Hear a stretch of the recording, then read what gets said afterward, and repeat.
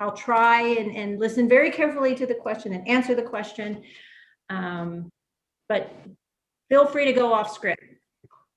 All right, perfect. Yeah, we might have a few questions from the chat as well. So yeah, and the more provocative, the better. Exactly. All right. Leslie, do you want to start us off with a little introduction? All right. Hi, everyone watching. My name is Leslie. And it's... Hi, everyone. I'm Christian. Welcome to the SHPE de ASU show. Welcome. So as you know, on the SHPE de ASU show, we always have some nice, fun, and exciting guests. And this week we went all out. So we have Raquel. And for the people who might not know who you are, do you want to introduce yourself for a little bit? Sure. I guess I'm fun and exciting, huh? Yes. on Friday the 13th, your scary guest. I am the CEO of SHPE. So for those of you who might not be familiar with the governance model of SHPE, there's your student chapter, and we have professional chapters, but those chapters across the US, across the universities, across the major metropolitan areas, falls under a major umbrella of the national organization. And so it's a nonprofit, but nonprofits are businesses. And just like any other organization or any other company, there's leadership and there's a team, right? And I am the CEO of SHPE, the national organization, which your chapter is a part of. I'm very excited about that. I was excited when I got the invitation. I wish more chapters would invite me. Yes. Yeah, because with this show we're trying something new, something we haven't really done before, and we kind of wanted to go all in. And I was like, you know what, might as well send that email. Yeah. And we got here. Yeah, no, good for you. You don't know unless you ask, right? Exactly. So you and I'm glad to be here, and I'm looking forward to having a conversation with the two of you, with you, Leslie, you, Christian, and anyone who's out there who might be listening. I'm happy to try and answer your questions as best I can, and as open, and be as open as I can.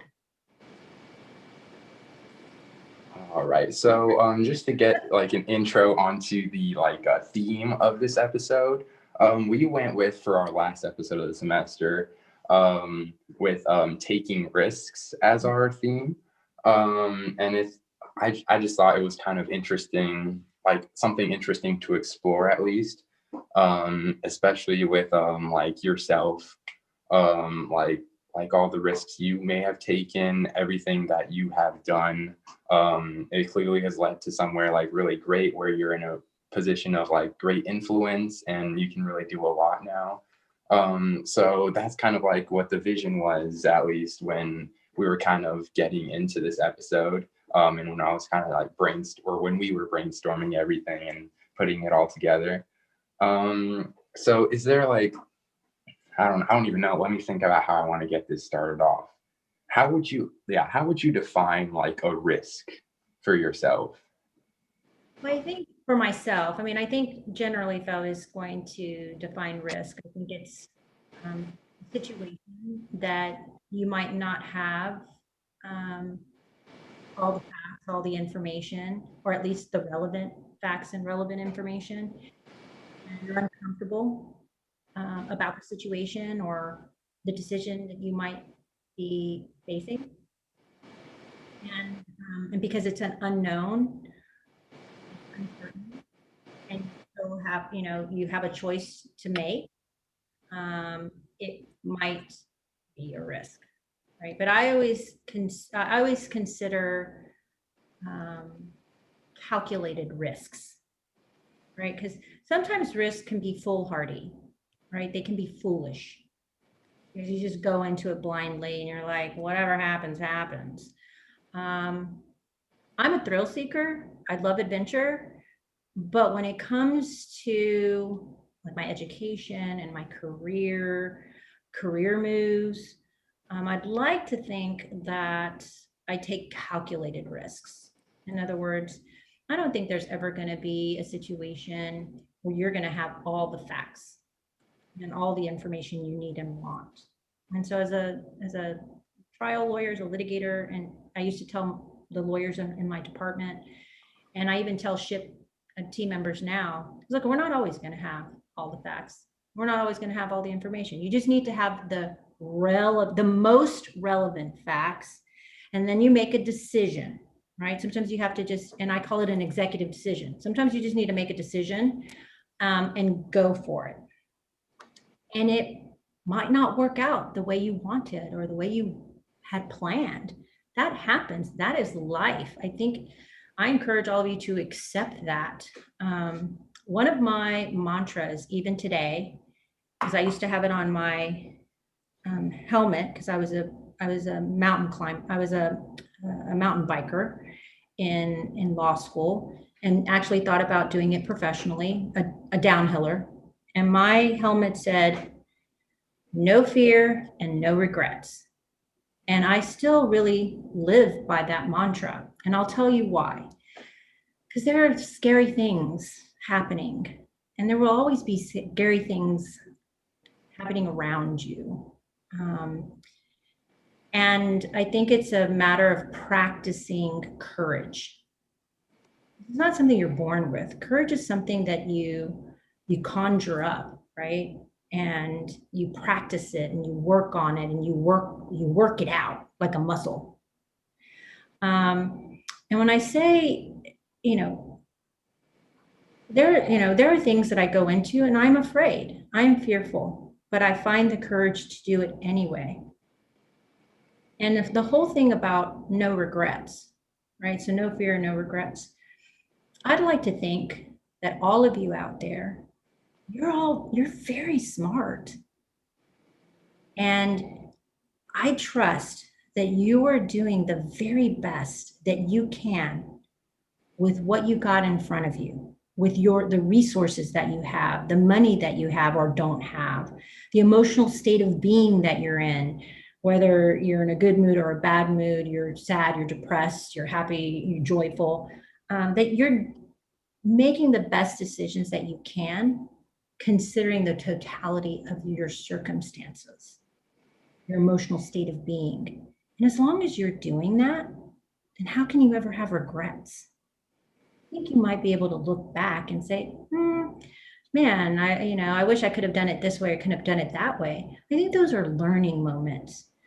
But I really try not to marinate in regret. It's a waste of time and it's a waste of energy. And so I would invite you all to not necessarily be risk takers. I think it's important to be bold and to be brave, but to take calculated risk. And by that, I mean, get smart about the situation.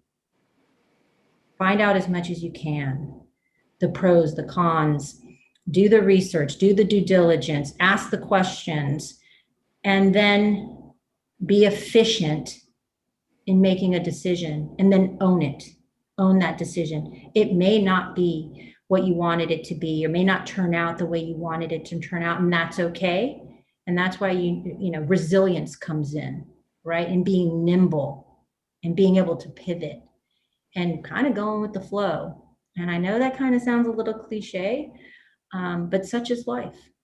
And so no fear, no regrets, and calculated risks. I like that. Go ahead, Leslie. You have better things to say than I do. I was just saying that sounds like a slogan right there. That could go on your helmet next time you buy one. Yeah. And what my team is always constantly poking fun at me. There's like 3.5 years ago, I started saying pivot, and now it's a big word. People are using that word now. It's like, oh, my team and we've been using pivot for 3.5 years. You got to pivot. You got to make small adjustments, right? Sometimes you have to make big adjustments and big changes, but sometimes it's just a matter of making little adjustments, little pivots.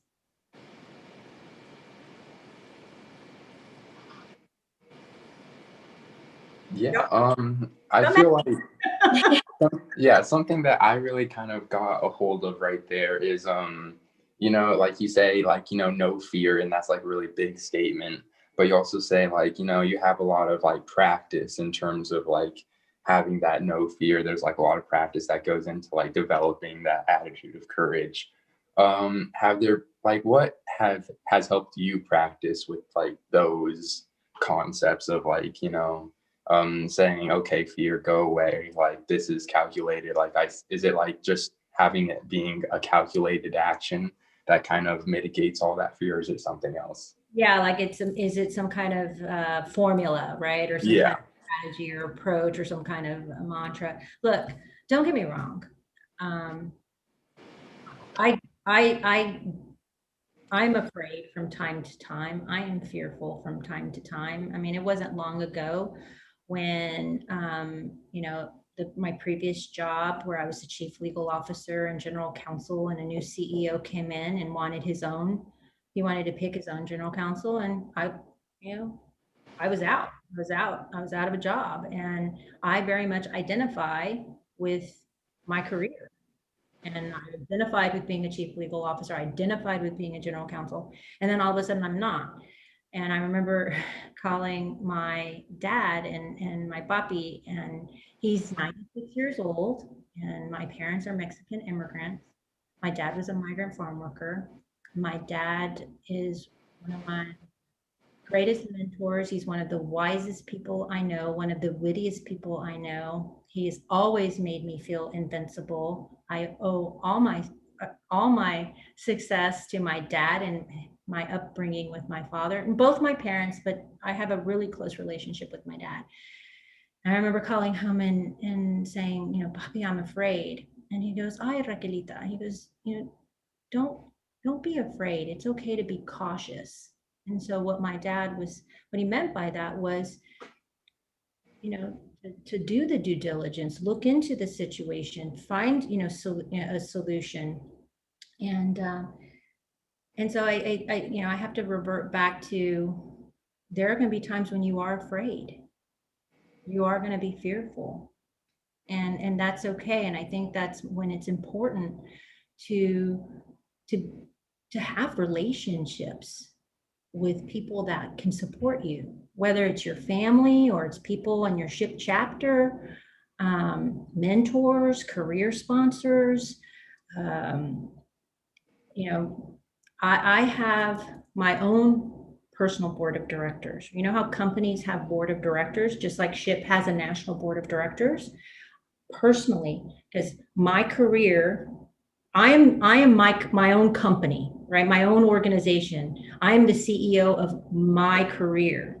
And so I have a personal board of directors. And so I call upon them when I need somebody to talk me off the ledge or I need career advice. And right now I'm actually building out my personal board of directors, because previous to SHPE, I was a lawyer. I was a litigator, trial lawyer, chief legal officer, and a lot of the people on my board of directors, personal board of directors, were lawyers and general counsels. And these are people that are my small circles of trusted advisors, right? And they're more than just mentors.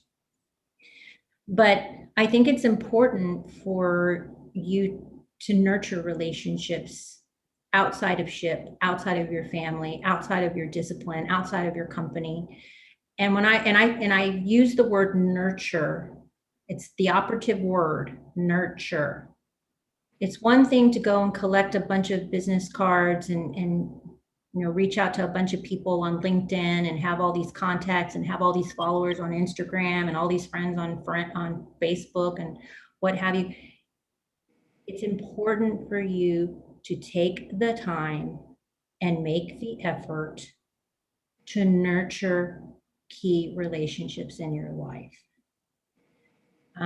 Whether it's academic, and for some, and very soon for all of you, your professional networks. But I do rely a lot on my family, and I'll just give you a funny story.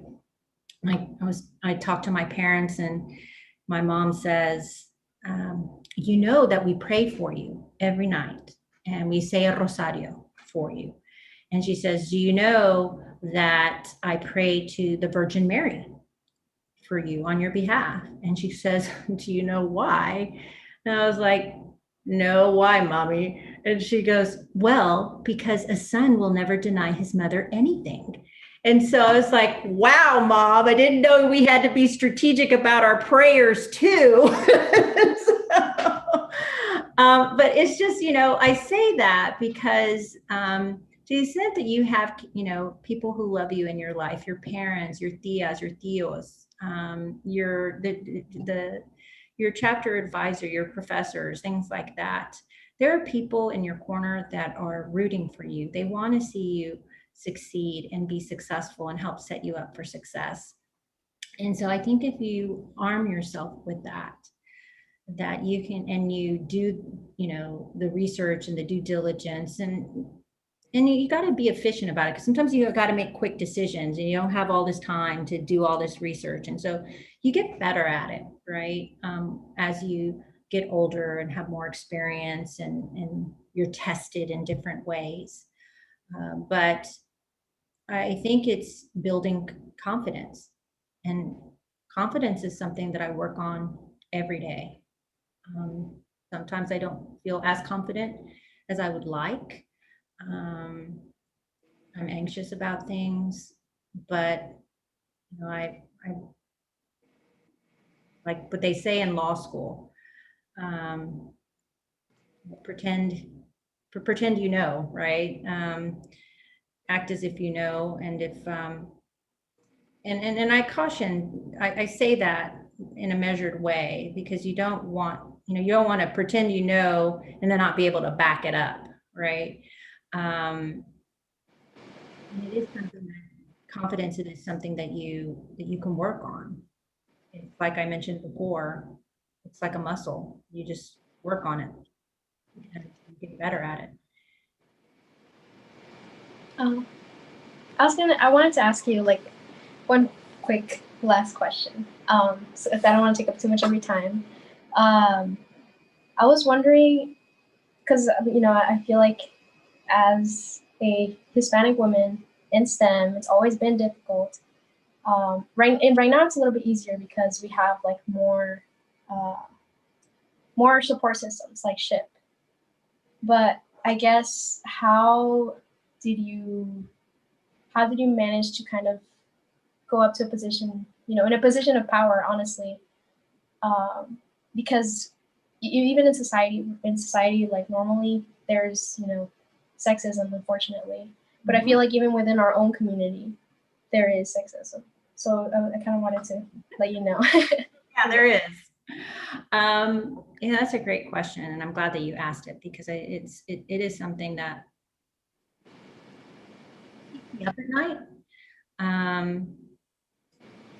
People have asked me during my legal career, oh, have you been sexually harassed? Yeah, and I deal with that. I've dealt with it. I've navigated that. Have you been discriminated against? And I'm like, based on my gender, on my ethnicity? No, until now. As a CEO. And I'm like, gosh darn it. Yeah, here I am at this age, at this part of my career, with this title, and I'm having to deal with the male chauvinism, the machismo, and the sexism. And it's really disconcerting, and it's really too bad. Comments like, Raquel, you need to be more sensitive, or you're too sensitive. Raquel, you need to smile more. Raquel, you're trying to flex your muscles. Raquel, you need to be more nurturing. In what world would that ever be said to a male CEO? It wouldn't. So you guys out there, don't be jerks like that. And, prior to SHPE, I had an executive call me a feisty Latina, and I was stunned because of the circumstances. He certainly didn't mean it as a compliment. And I'm rarely speechless, but it was the totality of the circumstances. And so I had a conversation with one of my mentors, and he goes, look, Raquel, you're not like, and he named one of our friends who, whenever she walks into the room, everybody knows she's a Latina. And he goes, you're not really that one of those types of Latinas, but he goes, I'm worried that you're going to carry this with you in a bad way. And so you need to reconcile that for yourself. And he goes, are you going to lean in to being a feisty Latina? And I had to pause and think about it. And I did think about it. I'm like, you know what? Yeah, I am a feisty Latina. I am going to lean into it. And so I want to tell all of you SHPTinas out there, figure out what your feisty Latina is. And I want to tell all you male SHP members out there, support the feisty Latinas in your life, because nobody's saying, hey, feisty white girl. It's a feisty Latina.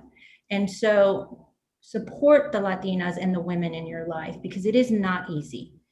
And I'd like to think that with my experience, I've been in the trenches. I was a trial lawyer. My nickname at the Department of Labor when I was a trial lawyer was Pitbull in a Skirt.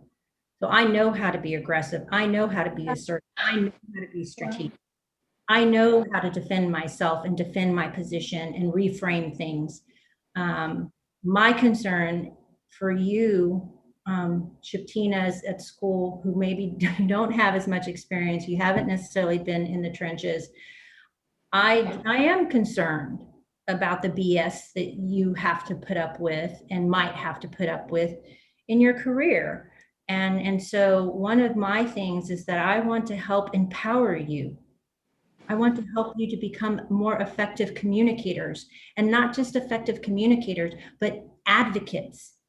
There's a difference between communicating and advocating. Advocating means you're effectively communicating and influencing. So how are you influencing your own situation? How are you influencing others in a positive direction? And so that does keep me up at night. I do want to do more for SHPTinas in that regard.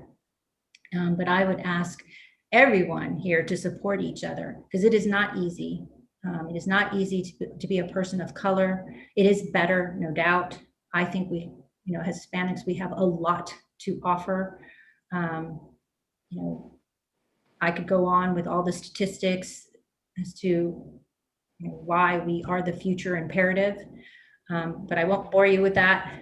But it is something that concerns me. And so I would ask you all to be excellent at what you're doing.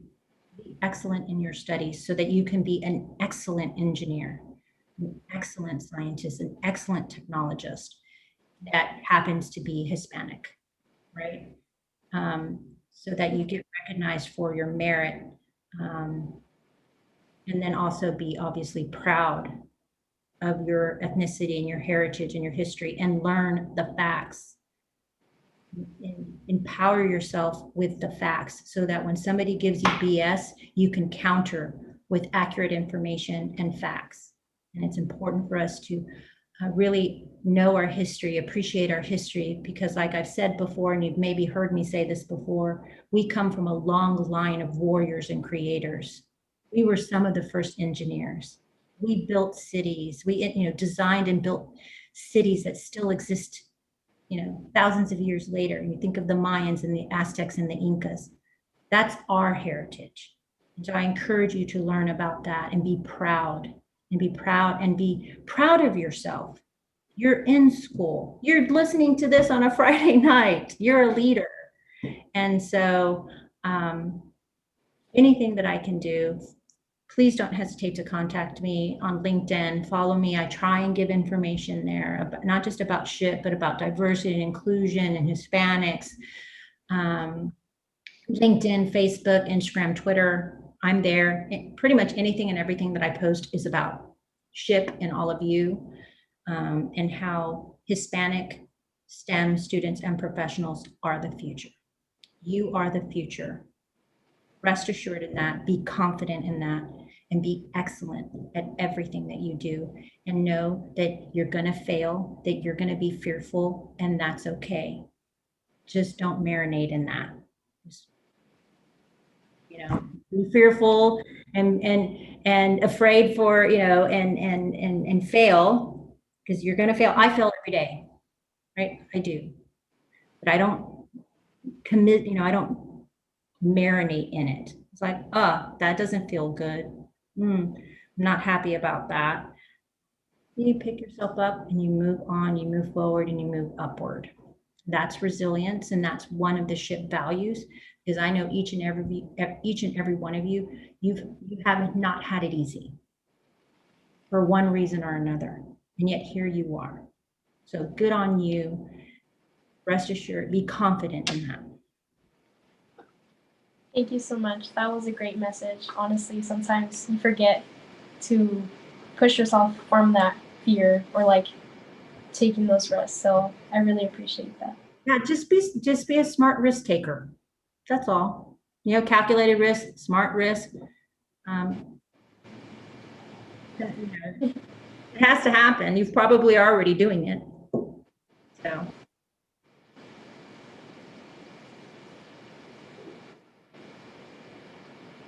All right. Thank you so much, Raquel, for being on the show with us. It's been a real pleasure to have you here. Thank you. I very much enjoyed listening in on all the things you had to say, and I'm sure Leslie enjoyed it even more. Absolutely. Thank you for having me. I'm happy to come back. You know, don't even get me started on topics like humility and authenticity and imposter syndrome. My opinions are very different than what a lot of people are pontificating out there. But happy to come back to talk to you whenever. Thank you so much for thinking of me and including me. I had fun. And again, please don't ever hesitate to reach out to me and, you know, DM me if you're grappling with something and there's something I can help you with. Thank you so much. All right. Thank you. Namaste. Have a good night. Friday. Bye. Bye.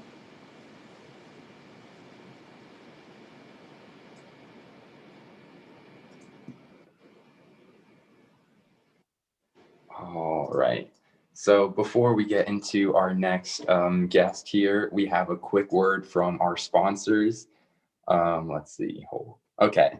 Our sponsors from Region 2. Right after this event, they're going to be having a great SHPE event, very on topic for us. It's 7 p.m. to 8 p.m. Oh wait, hold on. Is that right? It'll be sometime tonight, Pacific time. And then there's also, if you go to the Region 2 Instagram, you'll find like the link to register and everything. So highly recommend that after, you know, this nice discussion that we had to kind of continue that same sentiment. All right, now we can get into Ben. All right, Ben, are you there with us? Yes, I am. Ah, beautiful. Glad to have you here. Now, Ben, tell us a tiny bit about yourself. My name is Ben. I'm a freshman at ASU. My major is aerospace engineering. I work with Christian. I don't know if that's relevant or not.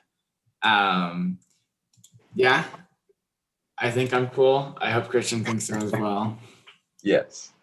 Now, Ben here is here to talk to us about his own freshman experience at ASU, how he's kind of been handling it this year, what he's been doing. So is there anything you want to say first, or anywhere you want to get started first in terms of that? Yeah, I have a couple of things written down just so I was a little prepared coming into this. I guess, yeah, definitely one of the interesting adjustments to being a freshman is the online classes make it really, really hard to meet people. So with all the classes being remote, I'm lucky in the sense that I got a couple in-person classes, but I know a lot of my peers didn't, and so they just spend most of the time in their rooms on their computer, getting in their classes. And since a lot of people, it's so easy to just mute yourself and turn off your video, you don't really get to see who's in the class with you, and you don't really get to interact with them. So that makes it really hard to like establish a connection here and feel like, in a sense, you're welcomed, or like that there are people here with the same experiences as you. I mean, like there are activities that are offered. I've been looking for them because I got a little bit bored. But they are definitely hard to find if you're not looking for them. And with the amount of emails that we get, they definitely they can get hidden in the clutter. The live groups are blessings though. I really appreciate having live groups since it's some of the only interaction I get outside of my dorm. So there's a lot of, like I have a really good connection with all the people in my live groups because we work on stuff closely together and we get to know each other a lot better. And then just in Tucker especially, because I'm in Tucker, there are a lot of students who are just like hiding in their rooms because it's just comfortable for them since they can just do everything online and they can hang out with their high school friends.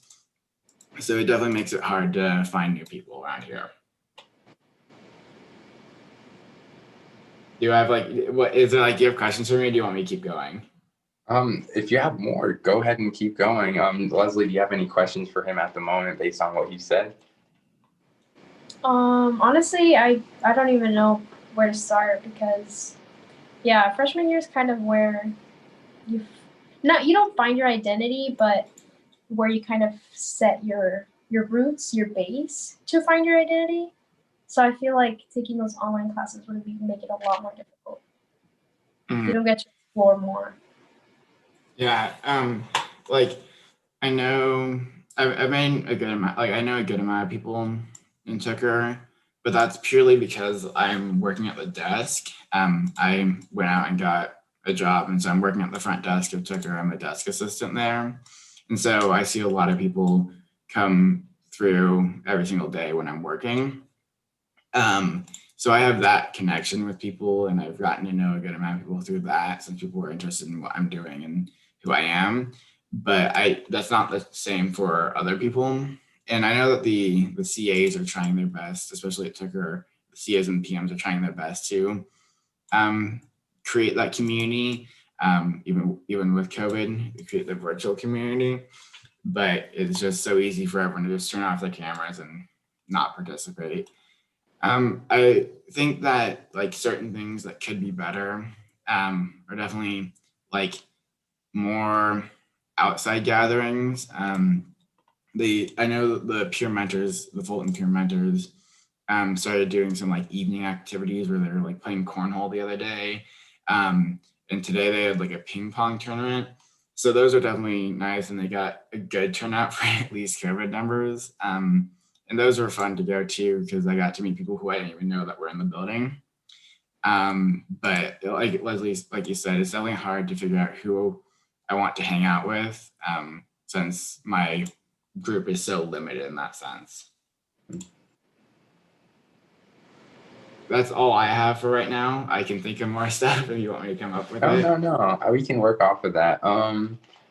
Something I find interesting is like if you're a freshman and you're working, like your typical experience is like you don't get to see people as often, and like you're typically out, if like especially if it's an external job.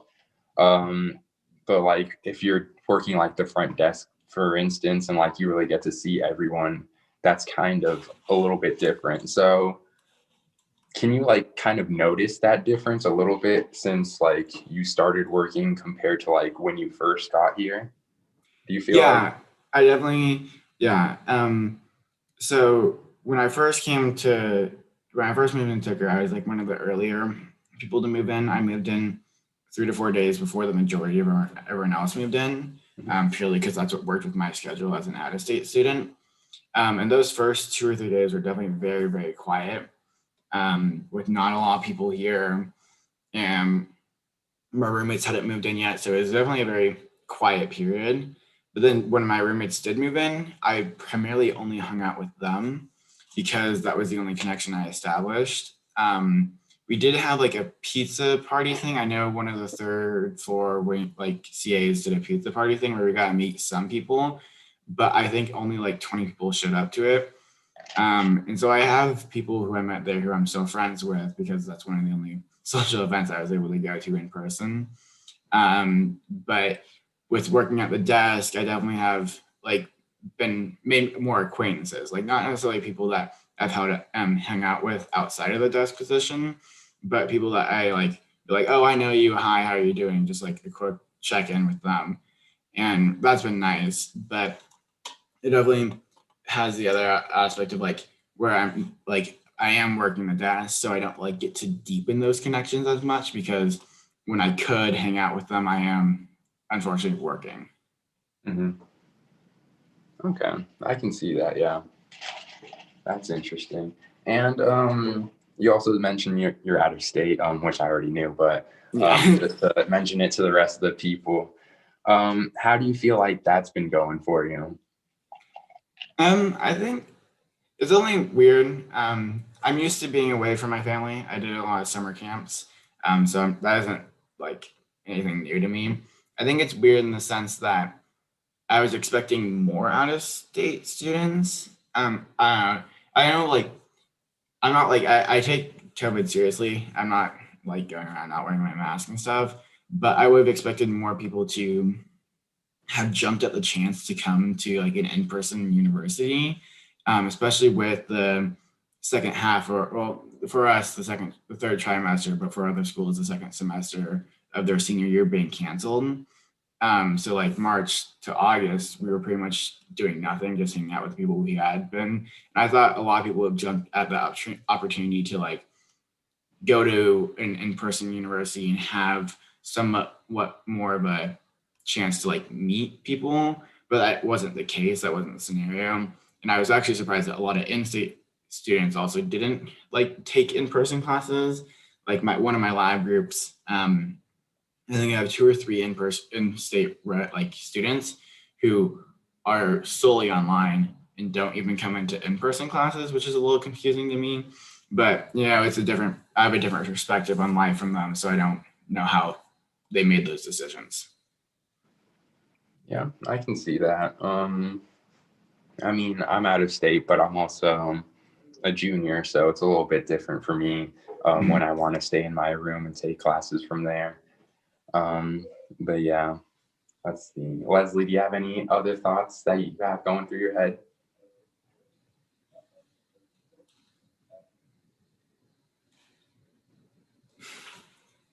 Oh, she's muted. Oh, Oh. classic. Just kidding. She's never done that Oh, I before. didn't even realize. I thought I was muted, but I don't know, because I can't even imagine not having that interaction with people. So I can't even form kind of like an opinion, I guess. Or it would just be very strange if I like went back in time and like everything happened at that time, because it would definitely be a different experience. I'd probably not be here today if I had to experience, a pandemic during my freshman year. Yeah. I do know a lot of people who either will not be returning next semester, like they're either moving out of the dorms, or they'll still be like doing online classes. But I know a good lot of people who are not going to be returning to dorms just because there isn't much drawing them in, which is unfortunate. All right. Well, Ben, it's been amazing having you here with us. Yeah. I really appreciate you and everything that you do with your life. And yeah, you've been amazing. So round of Awesome. applause. Thank you. Thanks for having me on the podcast. Yes. Have a good day. You too. All right. Now, before our next guest, we're also going to have another word from another sponsor. So this is, hold on, is it loading? Okay. This is a SHPE de ASU event coming up the 18th, whatever day of the week that is, at 6:30. Especially for you people who went to a convention. It's really great for, when you're sorting through some job offers. I recommend going to that. It's going to be, really great with State Farm there. So yeah, check that out. But now we can get into our next guest. Let's see. Okay, there we go. Oh, beautiful. Well, oh, he's connecting. Welcome. Everyone, this is Ananth we have with us. Do you want to introduce yourself a little bit? Yeah. Sure. Hello, my name is Ananta Dupa.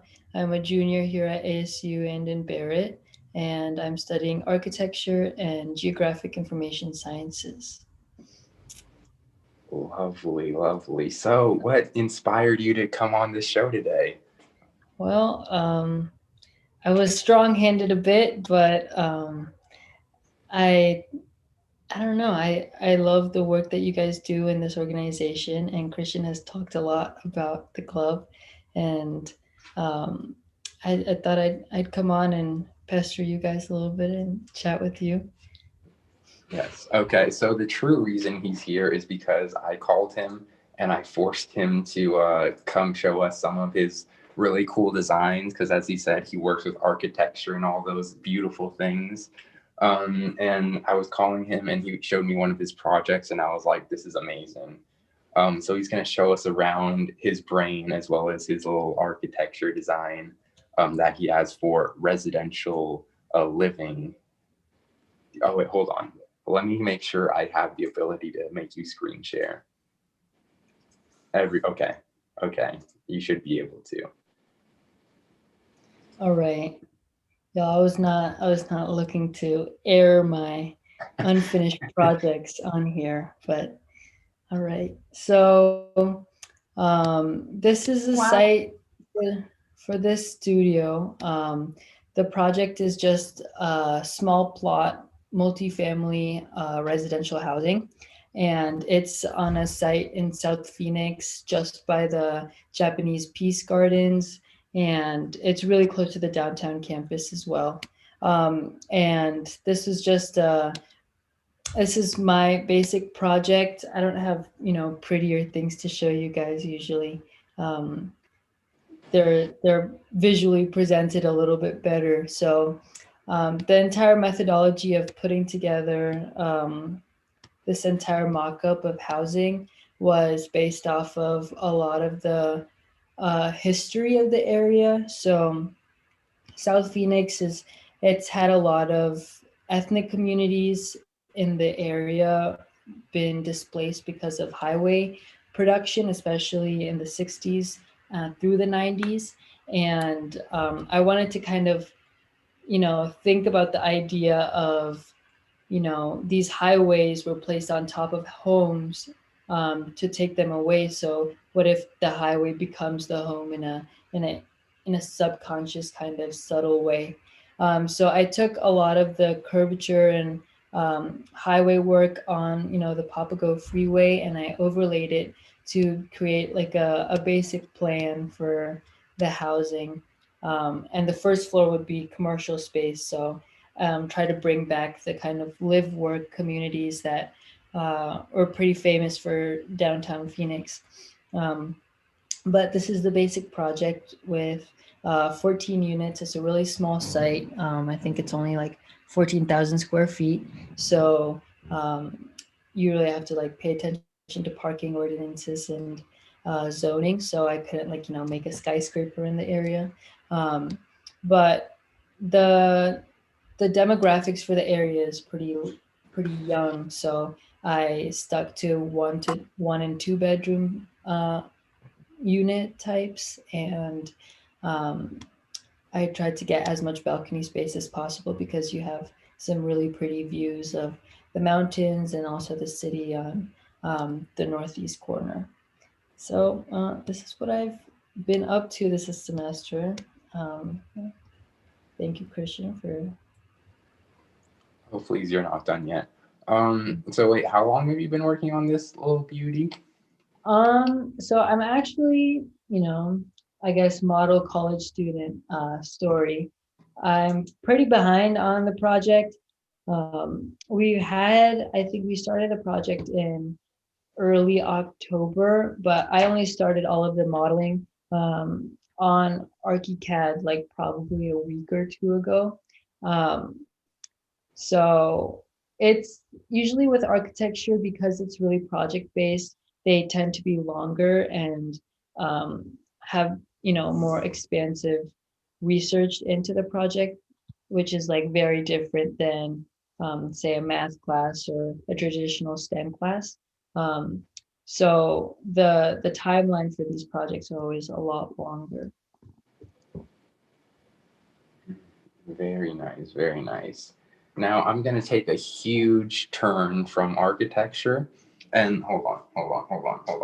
Wait. Say something really brief that's like 30 seconds long while I get all your things. Just anything. All right. If any of you guys are, interested in architecture on the side and want to chat about it, please feel free to reach out to me. You can always email me, or we can just chat about the field. And also, there is a lot of work being done at the design school, specifically with the Design Justice Initiative, trying to bring more people of color as associate faculty, and also changing the curriculum to be more inclusive to a more global architecture style rather than a very Western perspective that we have. So there's a lot of good stuff happening at the school. So if you guys want to chat about it, please feel free to reach out. Lovely. Okay, so this is going to be a throwback to your summer. So we have a few pieces here. So this is one of them. Here's another one of them. These are really cool. Oh no. And then here's another one of them. I have 4 of them, but the other one was way too high for me to get. Do you want, what were these for? All right, let me share my screen and show you the promotional Instagram photos. So over the summer, I had worked on a pop-up shop called Project Critica. So I think a lot of us were really deeply affected by what was happening, from the death of George Floyd to a lot of the protesting and a lot of the activism around BLM. So I thought stick my toes in that water, and I put together a website and a project where I created 9 digital prints, which each kind of correlate to some kind of inclusion or beauty, regardless of it being specifically tied to BLM. And I sold it for a month in this pop-up shop. And I basically compiled all the donations, and I gave it to 5 organizations that were in need for aid. And it's not just BLM organizations. It was also issues with the borderlands and refugee rights, and also COVID relief for Native peoples in Arizona. So this was the project. I didn't keep any of the proceeds. It was 100% of the proceeds went to these organizations, and I was able to raise $1,500 for all of these organizations. So that was my summer project, or one of the summer projects. Yeah. I love the change one.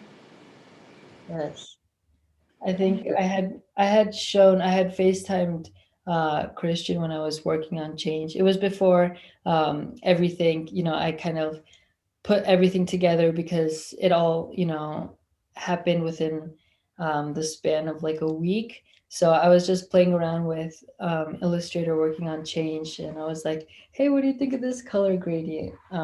It's funny that it, actually went to something, and it had a positive effect, which was really inspiring. Lovely. I am very proud of you and the person you are. And I just want to thank you so much for coming on the show and talking with us and presenting all the cool things that you're doing. It's really been amazing having you here. And I definitely will talk to you later.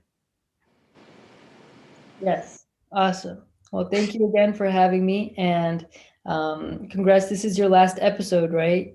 Yes, it is the last For the episode. finale, props to you for an awesome little show, and good work. Sounds good. All right. Okay. Bye-bye. Bye-bye. All right. We have one last guest lined up, but before that, we have another word from our sponsor. Let's go ahead and do this.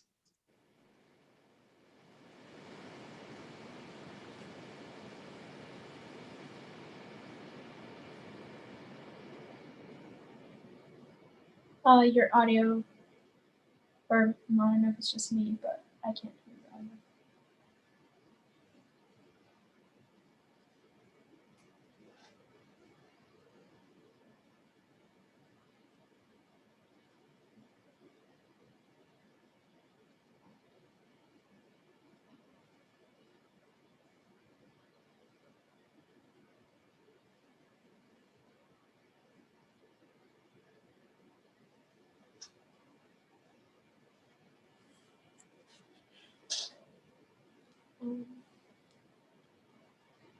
Well, it looks like Christian is having difficulties. I'm not even sure if this is showing right now.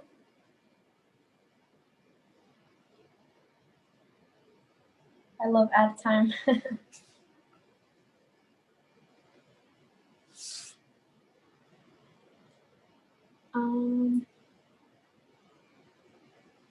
If anyone's still watching, how's everyone doing today? I would love to read your chat.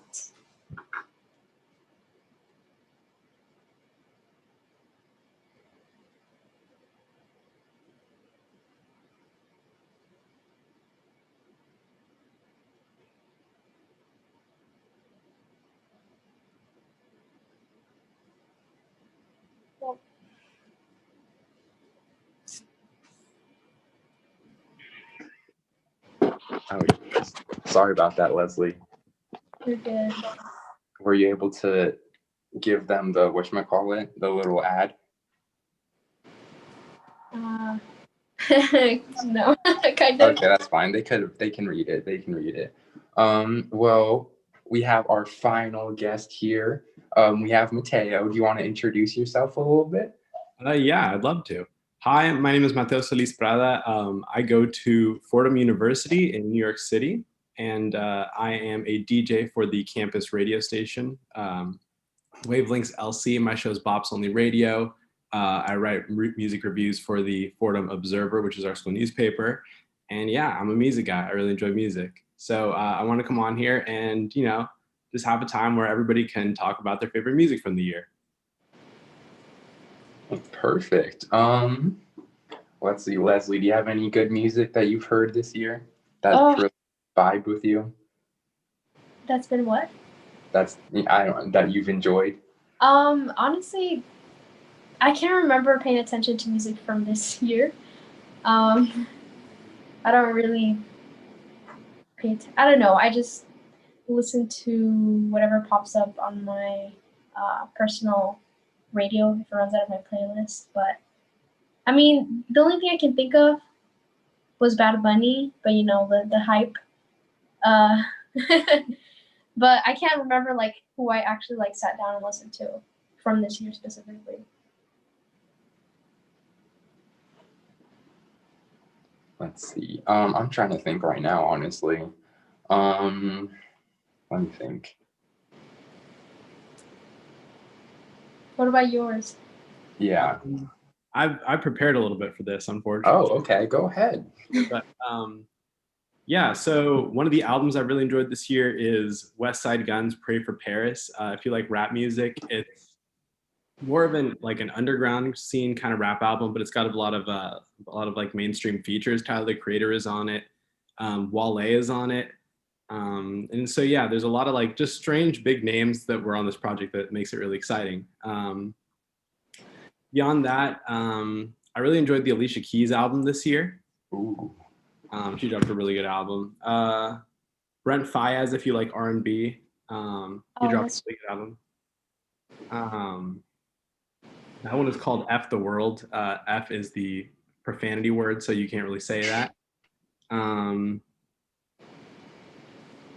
to think if there's anything else released. Pop Smoke, of course, rest in peace, Pop Smoke. His album was really good. Yeah, Sadiq mentioned, I don't know how to pronounce her name, but Siddhartha. I forgot. I don't know how to pronounce it, but yeah, I forgot about her. So. I also, Pop Smoke reminded me of Juice WRLD's album, which I also thoroughly enjoyed as well. That was a nice Daniel one. said 21 Savage. I haven't listened to it. Ooh, that one came out in like Halloween time. It was a perfect vibe. That was a really good album. I really enjoy the song with Young Thug on that one. Oh yes. That's Oh yeah. I was I was gonna say the name, but then I was like, no, better not. yeah. Let's see. I currently am looking up albums released. There was like that one Amine album. Oh, the Amine album. I really enjoyed the Amine album as well. Well, I mean, if you guys haven't been listening to music from this year, what have you guys been listening to if you listen to music at all? I've been listening to more alternative and indie in Spanish. I don't think any of it has come out this year. There's this band called Luna Luna. I like them. They came out with a really good album, I think, actually this year. So I forgot about that. But other than that, mostly just I've been listening to that lately, and classical music. For some reason, not classical, but like I guess it would be considered classical. And yeah, mostly that. Most recent listening. Yeah, I've also been listening to a lot of like old stuff as well as like cycling through new albums just because I kind of restructured my Spotify to have like playlists for like certain moods or seasons. So I'm kind of just like been shuffling things around a lot. So that's a lot of what I've been doing. It has been pretty productive too. I've been enjoying it. Daniel also mentioned, sorry, I wanted to add YG's album, and then Mana, and then I never know how to pronounce it. Nas or Nas? Yeah. And Wu-Tang Clan, and then like Juan mentioned, The Strokes. I haven't listened to The Strokes, but I do have Juan's playlist, so I'm really excited to listen to it. Mateo, what are your opinions? Opinions on music? Yeah, I mean, I don't know, from anything. Well, opinions for music, I can definitely speak a little bit about. Yeah, I really enjoyed that new Strokes album. That one came out right before, or like right as everything was shutting down. I remember that was like one of the albums that I was listening to. It was a very interesting time, like over the last, I guess, what would it be now, like 4 or 5 months that everything's kind of been locked down. We just kind of listened, or I at least myself spent a lot of time listening to music because I found there's really nothing else to do. So yeah. But Genre you wouldn't listen to? What was that? Sorry? What's a genre you wouldn't listen to?